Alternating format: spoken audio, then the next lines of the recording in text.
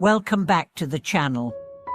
I'm genuinely grateful that you've decided to join us again. Today, we venture into a topic that many fear, some doubt, and others completely ignore: karma. Is karma real? Can people truly escape after doing wrong? Are stories of retribution just old superstition, or is there a deeper truth at work in the moral fabric of the universe? Our focus today revolves around a chilling modern case, one that reveals with startling clarity the reality of karmic consequence. What happens when someone does evil, not once, not twice, but 3 times, and yet, somehow, each time seems to escape the law, societal judgment, and even their own conscience? But can they escape the law of cause and effect? Let's start from the foundation. Karma is not about punishment. It's not a cosmic police force waiting to strike down the guilty. Karma, in its purest form, is cause and effect.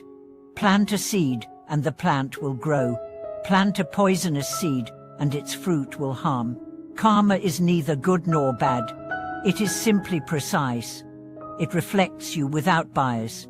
In the story we're exploring today, a man committed 3 undeniably evil acts over the course of a decade. These weren't subtle transgressions.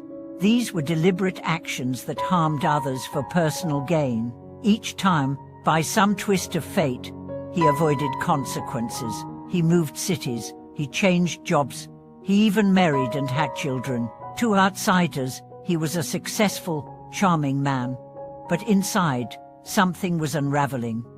After his 3rd act, she began to experience strange symptoms. It started with sleeplessness every night, terrifying dreams of the people he had wronged. Then came the voices. At first whispers, then louder. His health deteriorated rapidly. Doctors could find nothing wrong. His family said he became paranoid, erratic. Within months, he withdrew from everyone. Not from guilt, he didn't believe in karma, but from fear. Something was after him, and he didn't understand what. Eventually, he visited a meditation center out of desperation. A monk listened silently to his story. Then the monk said one sentence: "Nothing leaves your ledger until it is paid." Those words struck like thunder. The man broke down in tears, not because he was being judged, but because he suddenly remembered everything. Not just the actions, but the pain he had caused. He stayed at the center for weeks, learning, cleaning, meditating.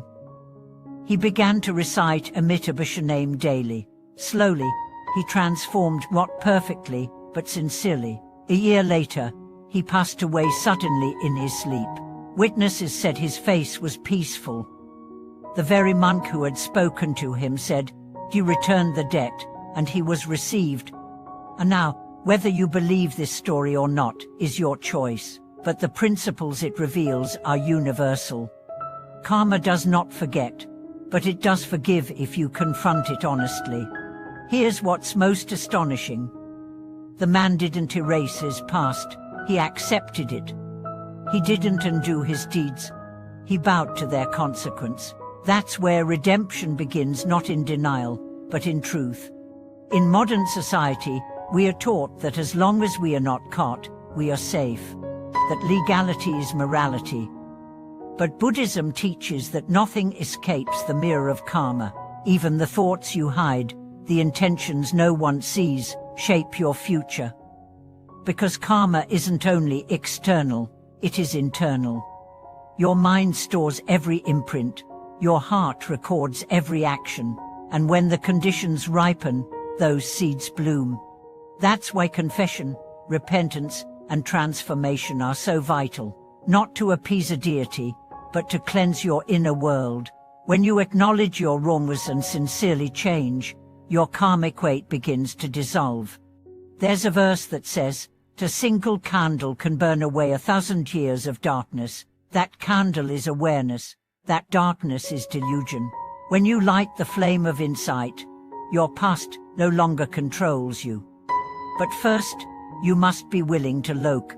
So what about the people who seem to do wrong and thrive? What about corrupt leaders, abusive partners, manipulative employers? Don't they escape? The answer is for a while.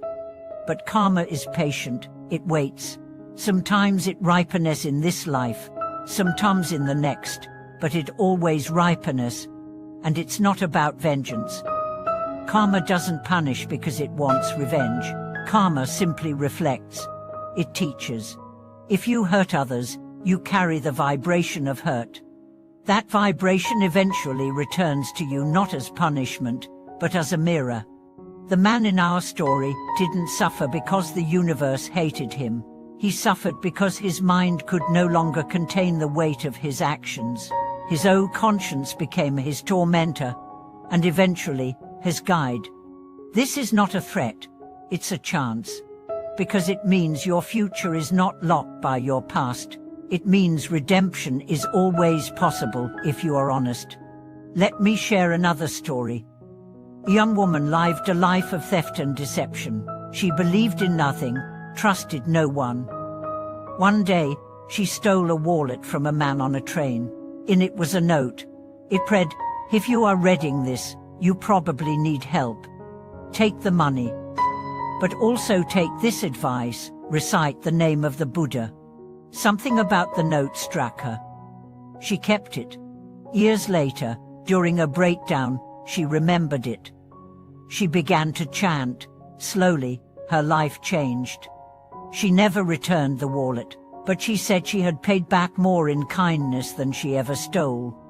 This is karma's beauty. It is precise, but it is not cruel. It gives you what you give eventually, and it allows you to start over always. So where do you begin? Begin with truth. Look at your life, your relationships, your habits. Ask, what seeds am I planting? Because those seeds are your future. Then, if there is regret, acknowledge it. If there is pain, feel it. If there is guilt, transform it. Recite the Buddha's name, not as a magic spell, but as a call for clarity. The name connects you to a vast network of wisdom and compassion that transcends lifetimes. Remember, karma is not about fear.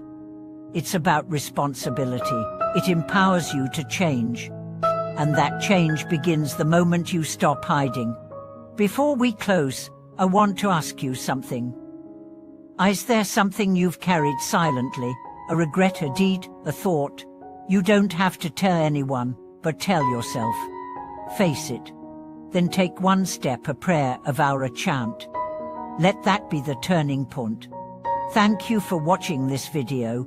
If this story or these teachings touched you, share your reflections in the comments. Not to confess, but to connect. Let's build a space where truth is safe and change is possible. Subscribe, like, and stay with us on this journey. Until next time, remember, no one is beyond redemption. The only question is, will you return to the path?